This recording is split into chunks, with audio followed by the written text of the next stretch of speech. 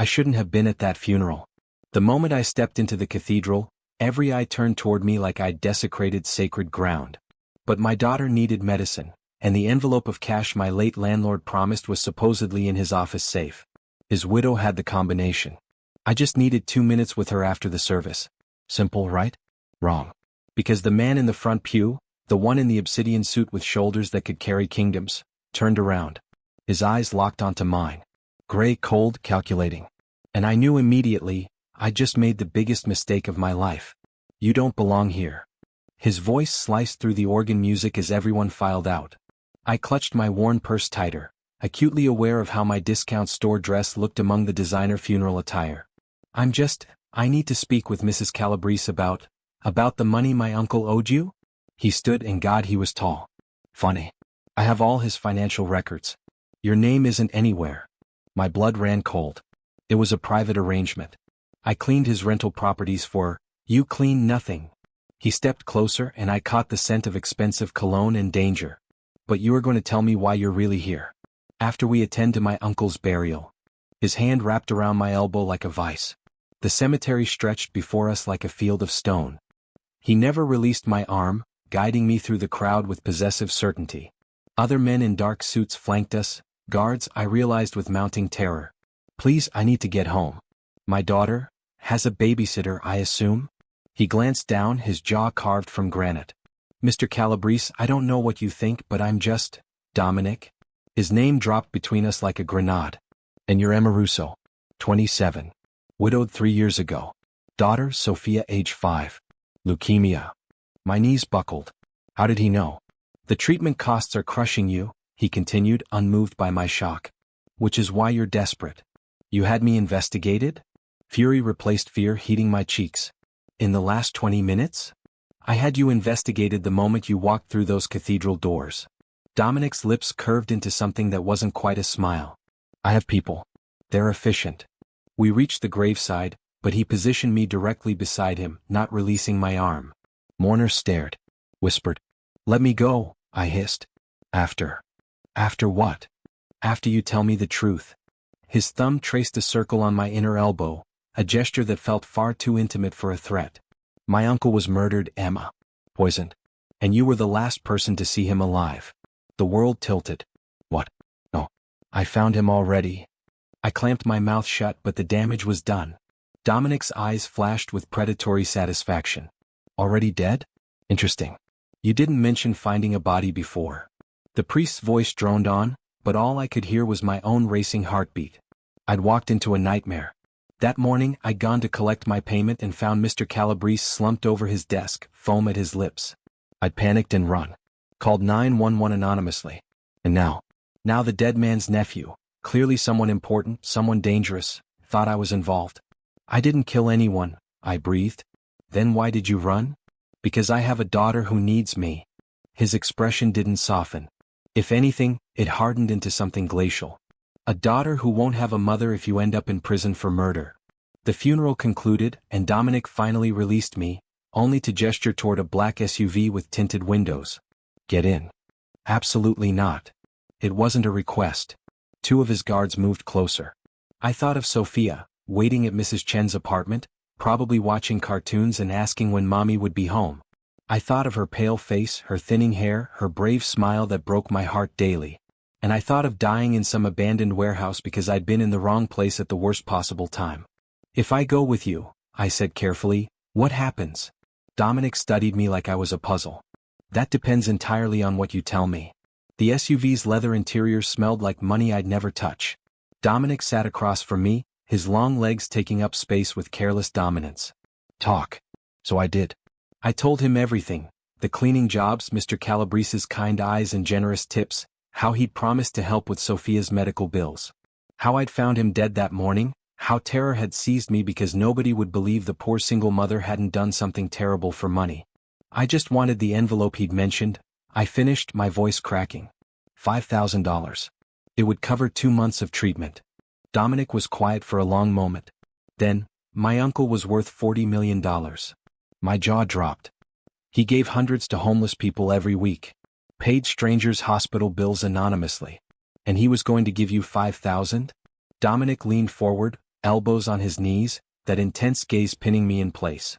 No, Emma. He was going to give you everything. I found his revised will this morning. He left $3 million to Emma Russo and her daughter Sophia. Everything else went to charity. The words didn't make sense. Couldn't make sense. That's impossible. Why would he? Because he was dying. Liver cancer. Had 3 months left. Dominic's voice held a strange note, almost like grief. And because apparently you reminded him of his daughter. She died young. Same age as your Sophia when she passed. Tears burned my eyes, but I blinked them back. Someone murdered a dying man? Someone who didn't know he was dying. Someone who thought they were securing an inheritance. Dominic pulled out his phone, swiped through screens. 3 people visited my uncle yesterday besides you. His attorney, his nurse, and his business partner, my cousin Marco. He showed me a photo of a handsome man with cruel eyes. Marco inherits if the will is contested. If you're convicted of murder, it will be. My hands trembled. So you're, what? Protecting me? I'm determining if you're worth protecting. His bluntness should have offended me, but there was something in his eyes now, calculation mixing with curiosity. You walked into that cathedral knowing you'd be recognized, knowing it was dangerous. For $5,000. For my daughter. I'd walk through fire for Sophia. Would you work for me? The question came out of nowhere, blindsiding me. Work for? I'm sorry, what? Dominic pocketed his phone. I own half this city, Emma. Restaurants, construction companies, real estate. All legitimate. The way he emphasized legitimate made it clear his business wasn't always above board. I need someone I can trust around my nephew. He's 5. Same age as Sophia. You have a son? Nephew. My sister's boy. She died 2 years ago. Drunk driver. Something flickered across his face. Pain quickly shuddered. Since then we've had 7 nannies. He's difficult. Angry. Doesn't trust anyone. He paused. But you understand loss. You understand fighting for a child's life. You want me to be his nanny. I couldn't keep the disbelief from my voice. I'm being investigated for murder. No, you're not. Because I'm about to make that problem disappear. Dominic made a call, spoke in rapid Italian to someone who clearly feared him. When he hung up, that predatory focus returned to me. The detective assigned to my uncle's case now knows about Marco's gambling debts. About the arguments Marco had with my uncle over money. By tomorrow you won't be a suspect. How is that legal? It isn't. His smile was sharp enough to cut. But it's effective. So, do we have a deal? I should have said no. Should have run. But Sophia's face swam before me, pale, sick, fading. And this dangerous man was offering salvation. Why me? You could hire anyone. Because you walked into danger for $5,000. Imagine what you do for $3 million. You let that sink in. The inheritance will be yours. My attorneys will ensure it. But in return you work for me. You live in my home. You care for Luca. And you let me protect you until Marco is handled. The way he said handled made my stomach flip. I have conditions. Boldness seized me, stupid, reckless boldness. Sophia comes too. She needs access to her medical team. And if I see anything illegal, anything that could endanger my daughter, we leave. Inheritance or not.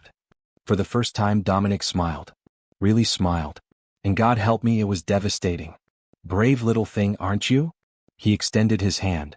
Done. I shook his hand and electricity sparked up my arm. His grip lingered a moment too long, his thumb brushing my knuckles. We'll collect Sophia now. Pack your things. You move in tonight. Tonight? That's necessary. Marco knows about you. About the will. And my cousin isn't known for patience. Fear clawed at my throat. Is Sophia in danger? Not while she's with me. The absoluteness in his voice should have been arrogant. Instead it felt like an oath.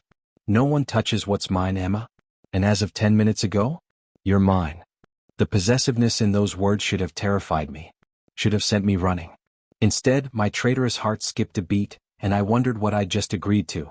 Mrs. Chen's eyes widened when she saw the SUV parked outside her building. When she saw Dominic, all dangerous elegance and barely restrained power, she clutched her chest. Emma, who is this man? Are you in trouble? I'm helping Miss Russo relocate, Dominic said smoothly, his voice warm honey now instead of cold steel. He even smiled charmingly. Family emergency. You've been wonderful to watch, Sophia. He handed her an envelope. Mrs. Chen opened it, gasped at the stack of $100 bills. This is too much. For your kindness, Dominic insisted. And just like that, Mrs. Chen melted, charmed by this man who'd threatened me 20 minutes ago. Sophia came running, her princess backpack bouncing. Mommy? I caught her, breathing in her strawberry shampoo scent, feeling her fragile bones. Baby, we're going on an adventure. I forced brightness into my voice. We're going to stay somewhere new for a while. I looked at Dominic helplessly. He crouched down, making himself level with Sophia. His entire demeanor shifted, softened in a way I didn't think possible. Hi, Sophia. I'm Dominic. I have a little boy named Luca who really needs a friend. Do you like dinosaurs? Sophia's eyes went wide. I love dinosaurs. I have a T-Rex named Mr. Chompers. Mr. Chompers is an excellent name. Dominic was solemn, respectful. Luca has 17 dinosaurs. He'd probably share. 17? Sophia looked at me with desperate hope. Can we, Mommy? Please? Looking between my daughter's excitement and Dominic's unreadable expression, I realized I'd just sold our souls. I just hoped the price wouldn't destroy us. Dominic's home wasn't a home, it was a fortress. Stone walls, iron gates, security cameras tracking our approach. The mansion beyond looked like something from a European postcard, all old-world elegance and new money gleam. Holy moly, Sophia breathed, pressing her face against the window. It's a castle. Close enough, Dominic murmured. His hand found the small of my back as we exited the SUV, proprietary and warm through my thin dress. I should have stepped away. Didn't? Inside, marble floors stretched endlessly. A double staircase curved upward like something from a fairy tale. And at the top stood a small boy with dark curls and Dominic's same gray eyes, watching us with old suspicion. Luca, Dominic called. Come meet Sophia. The boy didn't move. Sophia, fearless in the way only children can be, started up the stairs. Hi. I'm Sophia. Do you really have 17 dinosaurs? Because I only have 3 and Mr. Chompers is feeling outnumbered. Luca blinked. I have 18. I got a new Brachiosaurus yesterday. No way. Can I see? And just like that, they disappeared down a hallway, Sophia's chatter fading. I stood there stunned. Dominic's hand slid from my back to my waist, pulling me fractionally closer. She's perfect for him. She's perfect, period, I corrected, stepping away finally, to put distance between us. Show me where we're staying and let's establish boundaries. Whatever you think this is, he interrupted, is me keeping you alive. The boundaries come after. First, you meet my head of security. Antonio. A grizzled man with a scar bisecting his left eyebrow emerged from a side room. His eyes assessed me clinically. This is her. This is Emma. Dominic's voice carried warning. She and her daughter are under my personal protection. No one gets near them without my explicit approval. Antonio nodded slowly. Marco's already asking questions. He knows she was at the funeral. Let him ask. Dominic's jaw tightened. By tomorrow he'll have bigger problems than a nanny. That word, nanny, felt like a lie wrapped in silk. I was something else to Dominic, something I couldn't name yet. Antonio left, and Dominic guided me upstairs to a suite that was larger than my entire apartment. King bed, sitting area, and soot bathroom with a tub that could fit 4 people. And connecting to it? A smaller room in pink and purple, already filled with stuffed animals and toys. Sophia's room, Dominic explained unnecessarily. I had it prepared while we drove. You had a child's room prepared in an hour? I have people, remember? He leaned against the doorframe, watching me process the luxury. You'll find clothes in your closet. Your size. Sophia's too. Dinner is at 7. Luca eats with us. I'm trying to maintain routines for him. You're welcome to join, or I can have trays sent up if you need time to adjust. He was being considerate? This man who'd essentially kidnapped me was worried about my adjustment period? I'll come to dinner.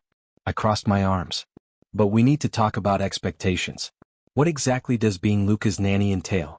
What do you expect from me? And why do I get the feeling this isn't just about childcare? Dominic pushed off the doorframe, stalking toward me with that predatory grace. He stopped close, too close, his height forcing me to tilt my head back. Smart girl. His voice dropped to a rumble. Here's the truth, Emma. Marco will try to kill you. He needs that we'll contest it, and a dead beneficiary is as good as a convicted one. So yes, you'll care for Luca. But you'll also stay close to me. You'll attend family functions as my... He paused, considering, companion. You'll make Marco believe you're untouchable because you're mine. Fake girlfriend, I translated, my mouth dry. Something like that. His eyes dropped to my lips and heat flared in my belly. Inappropriate, dangerous heat. Can you do that, Emma? Can you pretend to belong to a man like me? I should have said no. Should have grabbed Sophia and run. But I thought of the $3 million. Of years of medical bills, evaporating. Of Sophia healthy, strong, alive. I can pretend. My voice came out breathier than intended. Good. Dominic's thumb traced my jaw, the touch feather-light and incendiary. Because this family is brutal, Emma. They'll look for weakness. They'll test you. And they'll try to use you against me if they think you're just some desperate woman I've taken pity on. Then what am I? The question escaped before I could stop it. His smile was slow, wicked, full of dark promise. In every way that matters. He stepped back, breaking the spell. Dinner at 7. Wear the black dress in the closet. We have guests. He left me standing there, trembling and terrified and inexplicably excited. The black dress fit perfectly, of course it did. Sleeveless, knee-length, elegant without being ostentatious. I'd found makeup in the bathroom, expensive brands I'd never dreamed of owning. Sophia wore a purple dress that made her squeal with joy, her thin hair brushed into pigtails. You look like a princess, Mommy, she said, and my heart cracked. You too, baby. I straightened her collar. Now remember, be polite. These are Dominic's friends. Is Dominic your boyfriend? She asked it so innocently, but the question landed like a bomb. No, baby. He's just helping us. He looks at you funny? Sophia tilted her head. Like how Daddy used to look at you. Grief and longing tangled in my chest. My husband had been gone 3 years, stolen by a drunk driver when Sophia was 2. I'd barely survived the loss. Barely. And now I was playing pretend with a mafia boss who looked at me like I was something he wanted to own. Downstairs the dining room was full. A massive table seated 20, and at least 15 people were already there. Men in expensive suits, women dripping in jewelry. Dominic sat at the head, Luca beside him. When he saw us descend the stairs, he stood. Everyone else followed suit. Emma. He came to me, offered his arm like we were in a period drama. You look stunning. His lips brushed my temple, a gesture clearly for our audience, and I fought not to shiver. Everyone, this is Emma Russo and her daughter Sophia. They'll be staying with us. An elegant woman with platinum hair smiled coldly. How lovely. Another stray for you to collect, Dominic? Careful, Bianca. Dominic's voice held warning beneath the civility. Emma isn't a stray. She's family. The word landed heavy and deliberate. Bianca's smile tightened. Dominic seated me beside him, Sophia next to Luca. The children immediately began whispering about dinosaurs, oblivious to the adult tension crackling through the room. Course after course appeared. Foods I couldn't name, wines that probably cost more than my monthly rent. And through it all, Dominic played his part perfectly. His hand rested on my thigh under the table, possessive and warm. He leaned close to whisper explanations of dishes, his breath ghosting my ear. He laughed at something I said, genuine and surprised, and I saw people's eyes narrow. They were believing it. Believing I mattered to him. The terrifying part? I was starting to believe it too. A man across the table, sharp-eyed, calculating, cleared his throat. So, Emma, how did you meet our Dominic? He's been rather secretive about you. This was a test. I felt Dominic's fingers tighten on my thigh, a silent message, be careful. At his uncle's funeral, actually. I met the man's gaze steadily. I worked for Mr. Calabrese. When I learned he'd passed, I wanted to pay respects. Dominic and I connected. Not technically a lie. How convenient. The man's smile was serpentine. The timing, I mean. Given the will. Silence crashed over the table. Dominic went very, very still beside me, the stillness of a predator about to strike. Roberto, he said softly, dangerously, are you implying something? Just curious. Roberto shrugged, but sweat beaded his temple. Your uncle leaves millions to a stranger and suddenly she's living here? Playing house with you. People might wonder about her motivations. Then let me be crystal clear. Dominic stood, pulling me up with him. His arm wrapped around my waist, iron strong. Emma is under my protection. Anyone who questions her motivations, her integrity, or her place in this house questions me. Anyone who threatens her, directly or indirectly, will answer to me personally. His eyes swept the table, cold as winter. Are we understood? Murmurs of assent. Roberto looked like he'd swallowed glass. Good. Dominic relaxed slightly, but his hand stayed possessive on my hip. Now my uncle's wake is tomorrow. Emma and Sophia will attend as part of this family. I expect everyone to treat them accordingly. As we sat, my heart hammered. He just painted a target on my back while simultaneously making me untouchable. The duality was dizzying. Sophia tugged my sleeve. Mommy, can I be excused? Luca wants to show me his dinosaurs. Of course, baby. I kissed her forehead, watching both children scamper off with a guard trailing discreetly behind. When they were gone, I turned to Dominic. You didn't tell me your cousin would be here tonight. He wasn't invited. Dominic's jaw clenched. Which means he's making moves. Testing boundaries. Roberto is Marco's brother? Cousin. But loyal to Marco. Dominic's thumb traced circles on my hip, distracting and probably deliberate. He was probing, seeing if you're a weakness he can exploit. Am I? A weakness? The question came out smaller than intended. Dominic looked at me, then really looked, and something shifted in his expression. You're becoming one, he admitted quietly, just for me? Which means I need to be more careful. With you. With this. His hand squeezed gently. I won't let them hurt you, Emma. That's a promise. And God help me, I believed him. After dinner, Dominic walked me to my suite. Sophia was already asleep in her new bed, exhausted from playing. Luca had apparently lent her 5 dinosaurs, which she'd arranged carefully on her pillow. He's never shared before, Dominic said, staring at the sleeping children through the open doorway. Not once in 2 years. Sophia has that effect on people. I smiled despite the evening's tension. She makes you want to be better. Like her mother. Dominic turned to me and we were suddenly very close in the dim hallway. You handled Roberto perfectly. You're tougher than you look. I'm a single mother with a sick child. Tough is a requirement. Emma. My name in his mouth sounded different. Reverent, almost. This thing between us. The pretending. It's going to get complicated. It already is complicated. His hand came up, cupping my cheek. If I cross a line, tell me. I don't want you afraid of me. I am afraid of you, I admitted. But I'm more afraid of losing Sophia. So I'll do what I need to do. Even if what you need is this? He leaned in slowly, giving me time to pull away to protest. I didn't. His lips brushed mine, tentative, questioning. And then I was kissing him back, rising on my toes, my hands fisting in his shirt. The kiss deepened, turned hungry. His arm banded around my waist, pulling me flush against him, and I gasped at the contact. Heat pooled low in my belly, desire I hadn't felt in years roaring to life. When we broke apart, both breathing hard, Dominic rested his forehead against mine. Not pretend, he rasped. That wasn't pretend. No, I agreed shakily. It wasn't. Emma, A door slammed downstairs. Shouting erupted, angry and violent.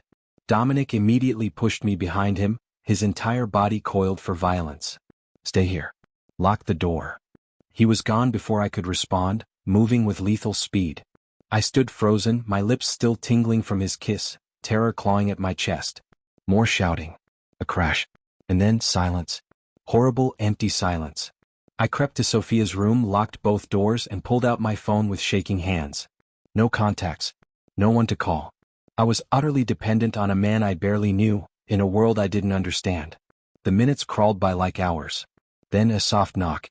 Emma. It's me. Open up. Dominic's voice, but I hesitated.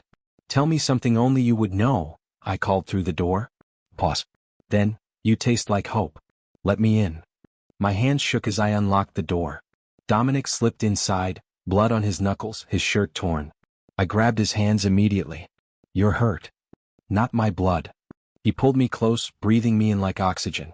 Marco sent men. 3 of them. They're handled. Handled how? You don't want to know. Probably true. I pulled him to the bathroom, ran warm water over his torn knuckles. The intimacy of caring for him felt startling, natural. This is insane, I whispered. I've been here 6 hours and people are already attacking. Which means Marco is desperate. Scared. Dominic watched me clean his hands with an intensity that made me shiver.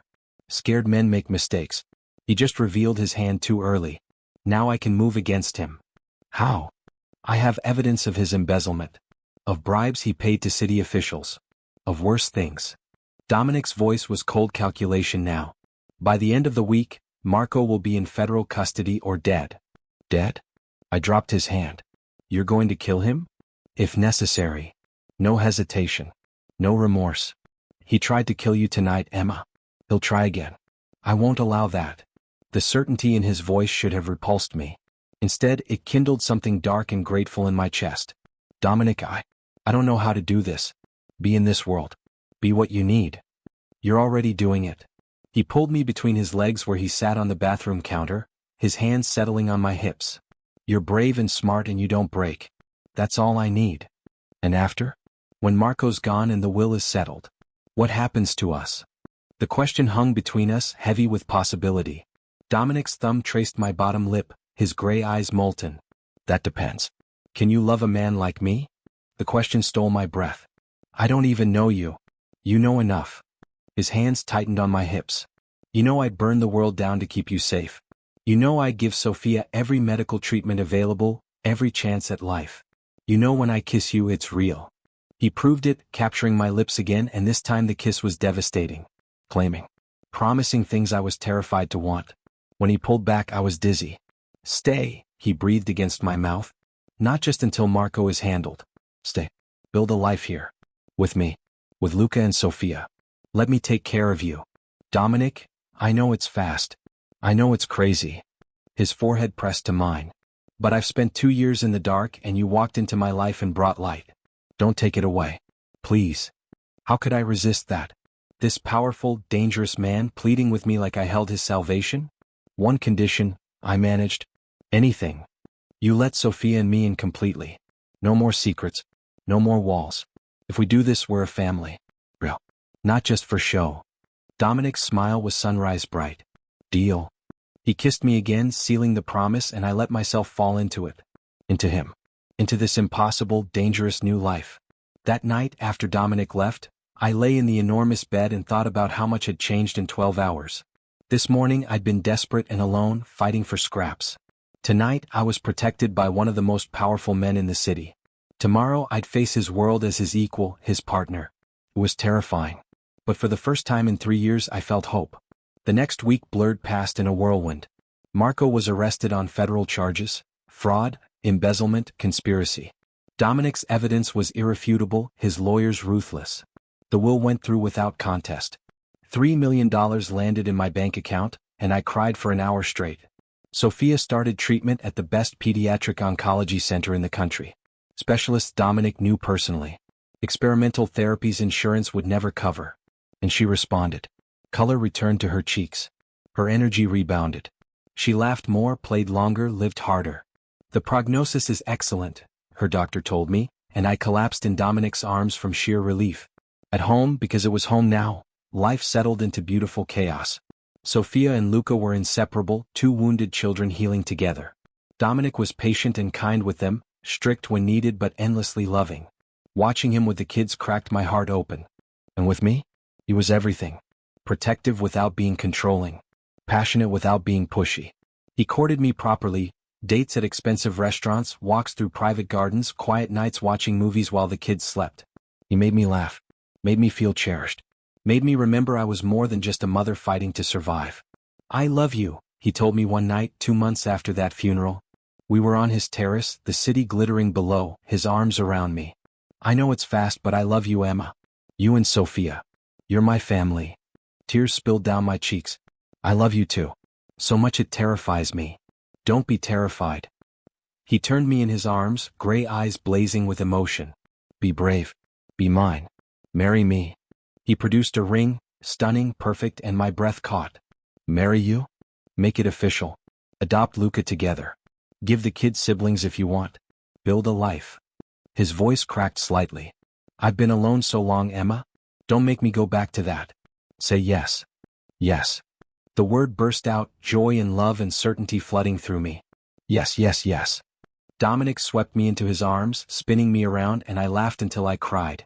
When he set me down, he slid the ring onto my finger and kissed me like I was his salvation. Maybe I was. Maybe we saved each other. The Mafia boss and the single mother, 2 broken people who found wholeness in each other. 6 months later. The wedding was small, intimate, just family and close friends. Sophia was my flower girl, Luca Dominic's best man.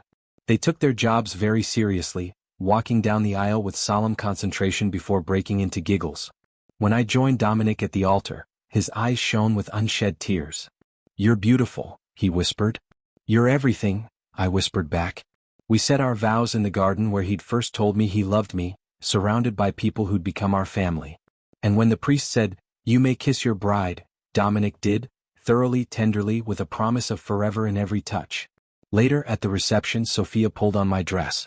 Her hair had grown back, thick and healthy. Her cheeks were round with life. "Mommy, are we really going to live in the castle forever?" "Forever," I confirmed, pulling her close. "With Dominic and Luca and whoever else joins our family." "Maybe a baby sister?" she asked hopefully. "Luca says babies are gross, but I think they're cute." Over her head, I met Dominic's eyes across the room. He smiled, that devastating real smile reserved only for me, and mouthed, "Later." My heart soared. I'd gone to a funeral to beg for scraps. I'd found a kingdom instead. Found love in the most unexpected place, with the most unexpected man. Found a family forged in chaos and sealed in devotion.